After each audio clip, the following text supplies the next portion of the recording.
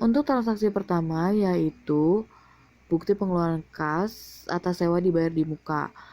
Dengan mengklik menu cash in bank, lalu pada write a check kita klik add data atau tanda plus, lalu akan muncul tampilan seperti ini. Untuk langkah pertamanya itu kita akan menginput data penerima dengan mengklik 2 kali, lalu akan muncul tampilan seperti ini. Apabila data penerima belum terdaftar, kita bisa klik new untuk menambahkan data penerima baru. Langkahnya sama seperti menginput data customer atau data vendor. Apabila semua telah terinput, klik save. Lalu klik nama data penerima, lalu klik OK. Untuk selanjutnya yaitu mengisi tanggal transaksi.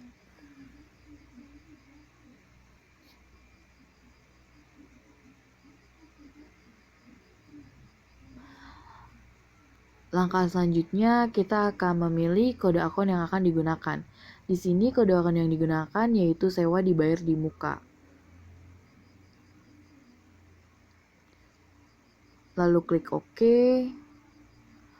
Untuk amount-nya sesuai dengan soal, yaitu 30 juta. Lalu klik value pada bagian atas, lalu akan muncul 30 juta. Lalu setelah selesai klik save.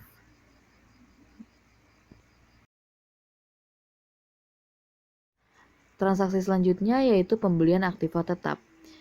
Dengan mengklik menu General Ledger,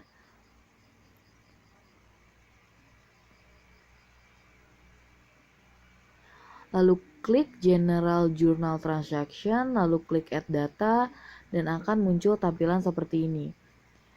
Input tanggal transaksi, lalu untuk note-nya kita bisa kasih keterangan transaksi. Untuk kodenya yaitu akun kode yang akan digunakan. Di sini akun kodenya itu peralatan dan hutang jangka pendek.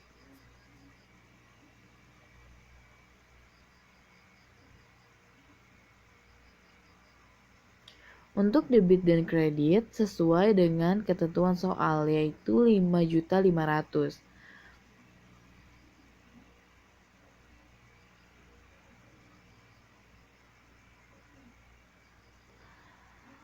Apabila akun tidak ada, kita dapat menambahkan akun baru dengan mengklik new. Lalu pilih klasifikasi dari akun code yang akan kita bikin.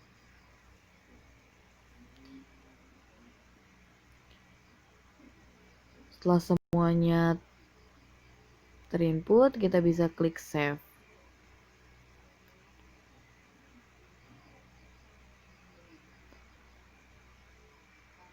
Setelah semua transaksinya sudah terinput, kita klik save. Untuk transaksi selanjutnya yaitu pembelian inventory dengan uang muka. Ini adalah tampilan untuk menginput uang muka pembelian. Dengan mengklik menu purchase, lalu klik purchase down payment, lalu klik add data atau tanda plus, lalu akan muncul tampilan seperti ini. Klik vendor penerima, yaitu PT Orang Tua Group, lalu untuk value-nya kita isi dengan uang muka yang dikeluarkan sebesar 2.050.000, lalu untuk tanggalnya kita isi dengan tanggal transaksi.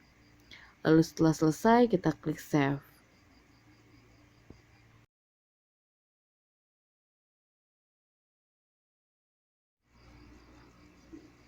Lalu setelah itu kembali ke menu purchasing, lalu pada receive good, klik add data atau tanda plus.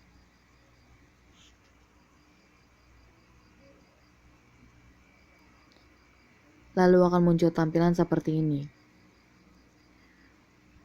Isi nama vendornya, lalu isi invoice datanya dengan tanggal transaksi,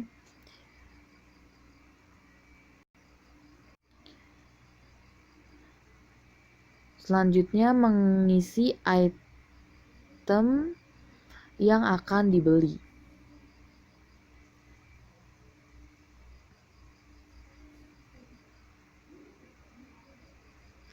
Di sini item pertama yang dibeli yaitu wafer Tango Vanilla. Receive-nya 500, unit per price-nya 8.000.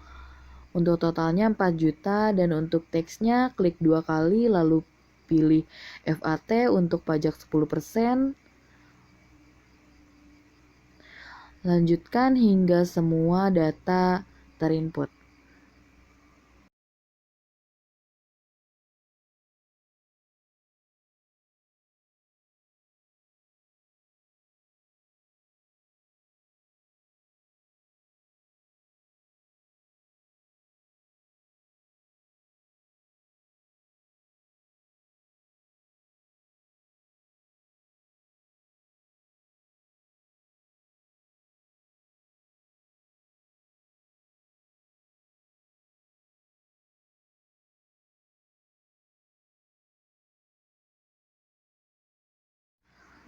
Setelah semua telah terinput, untuk biaya pengantarannya kita isi 100.000 dan untuk uang mukanya kita klik lalu kita pilih OK dan akan terisi uang mukanya 2.050.000.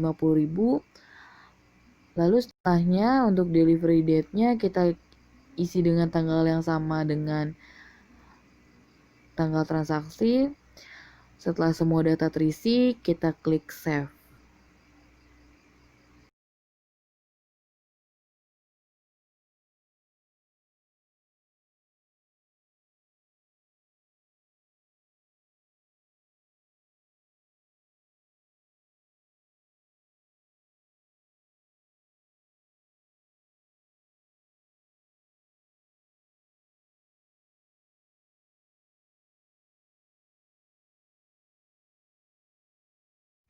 Untuk transaksi berikutnya yaitu penghapusan piutang. Dengan mengklik menu sales, lalu klik account receivable, lalu akan muncul tampilan seperti ini. Lalu klik customer yang ingin dihapuskan piutangnya. Setelah itu klik detail. Lalu akan muncul tampilan seperti ini. Klik row pada bagian atas, lalu klik right of pada bagian kanan bawah, lalu akan muncul tampilan seperti ini. Input data sesuai dengan soal.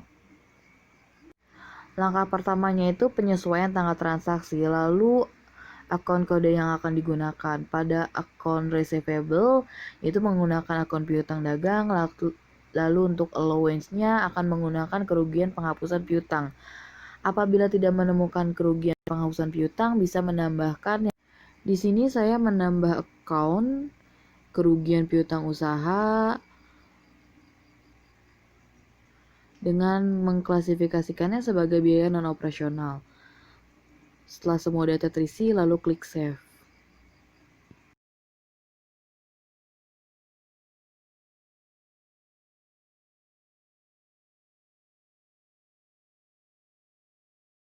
Untuk amount-nya diisi dengan angka 2 juta.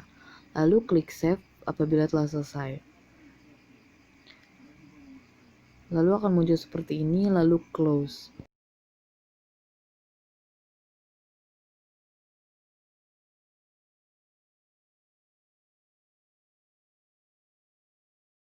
Transaksi selanjutnya yaitu pembayaran piutang dengan mengklik menu sales, lalu pilih customer payment, lalu klik add data atau tanda plus, lalu akan muncul tampilan seperti ini.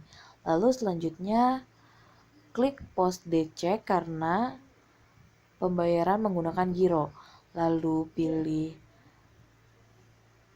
pengirim yaitu toko Buana, lalu isi tanggal sesuai dengan tanggal transaksi.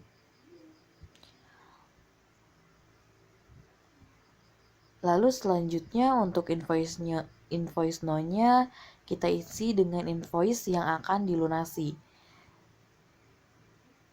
Setelahnya klik OK.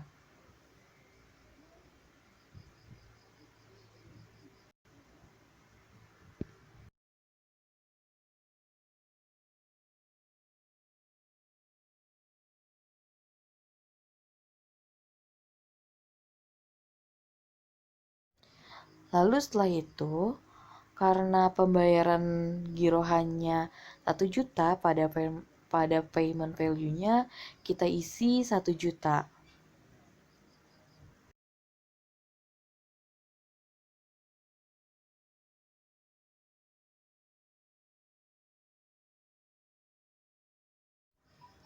Lalu pada value di atas akan mengikuti sejumlah 1 juta.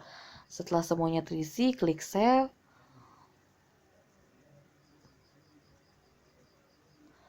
Lalu akan muncul tampilan seperti ini untuk mengisi data giro yang diterima.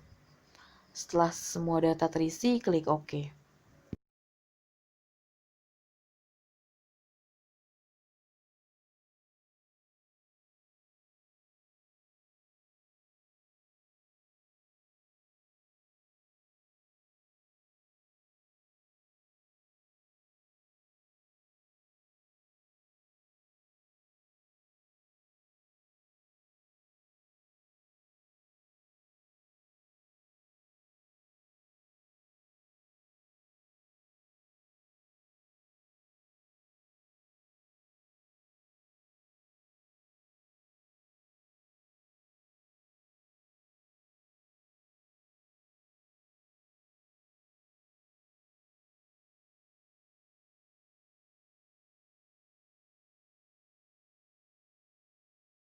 Transaksi selanjutnya yaitu pendapatan jasa.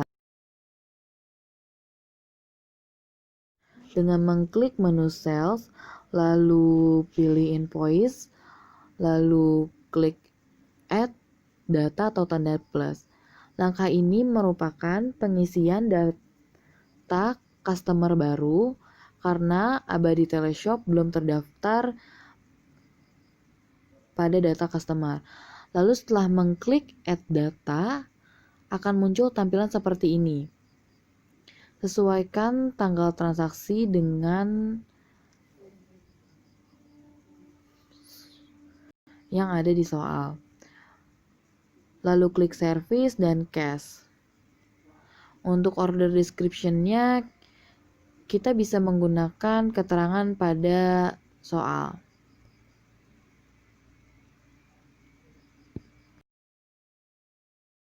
Untuk kodenya, kita menggunakan account kode. Apabila tidak menemukan pendapatan jasa, kita bisa menambahkan yang baru dengan mengklik new.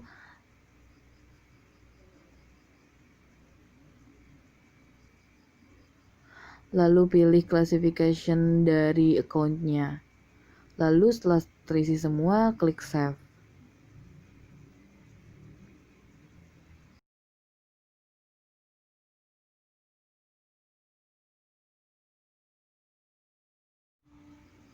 Lalu setelah itu isi delivered-nya dengan 5 dan unit price-nya dengan 100.000, untuk totalnya 500.000, dan untuk teksnya klik 2 kali lalu pilih FAT.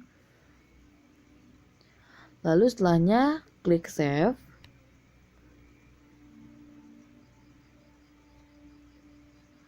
Lalu melanjutkan untuk transaksi yang kedua untuk Abadi Teleshop, yaitu pembelian barang.